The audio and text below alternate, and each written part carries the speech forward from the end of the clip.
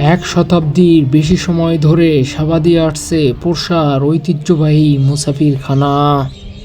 জমিদার খাদেম মোহাম্মদ শাহর নির্মিত এই মুসাফিরখানায় সর্বোচ্চ 3 দিনের থাকা খাওয়ার সুযোগ পান মুসাফিররা। মুসাফিরখানা এটা এক আমাদের এখানকার এক বান্দা দান করছে। ওনার নাম হচ্ছে খাদেম শাহ।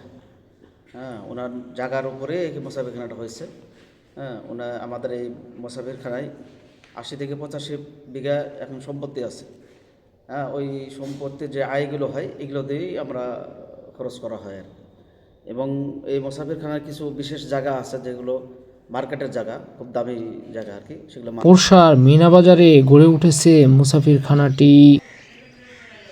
রমজান মাস ছাড়া এমনি রমজান মাস ছাড়া এমনি তো মনে করি বিভিন্ন জায়গার লোকজন এসে থাকে এখানে। মনে করি যে আমাদের পোরশাতে কোনো হোস্টেল আটটার নাই, যার কারণে এখানে মনে করি তিনারা এসে থাকে। তখন খাবারের মেনুটা কি? তখনও মনে করি ওইভাবে মনে করি খাওয়া দাওয়া ম্যানেজ করা হয়।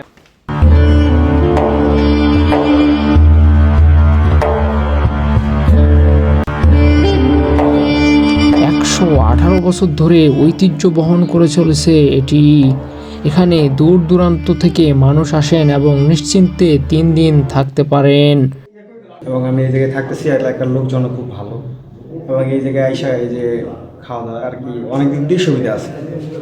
পোরশার আশেপাশে কোনো আবাসিক হোটেল ভাড়া পাওয়া যায় না, যেখানে দূর দূরান্ত থেকে মানুষ এসে রাত্রি যাপন করবেন। কিভাবে গড়ে উঠলো এই মুসাফিরখানাটি?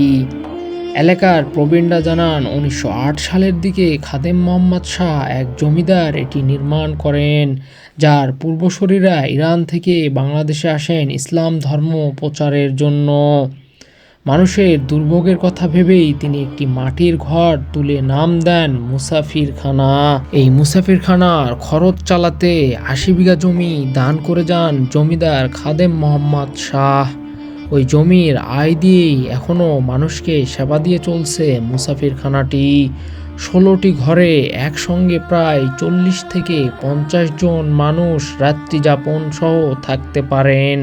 কর্তৃপক্ষ জানান প্রতি বুধবার দুপুরে স্থানীয় অসহায়দের মাঝে একবেলা খাবার ফ্রি দেওয়া হয়। এছাড়া রমজান মাসে সেহরি সহ ইফতারের খুব সুন্দর আয়োজন করা হয়।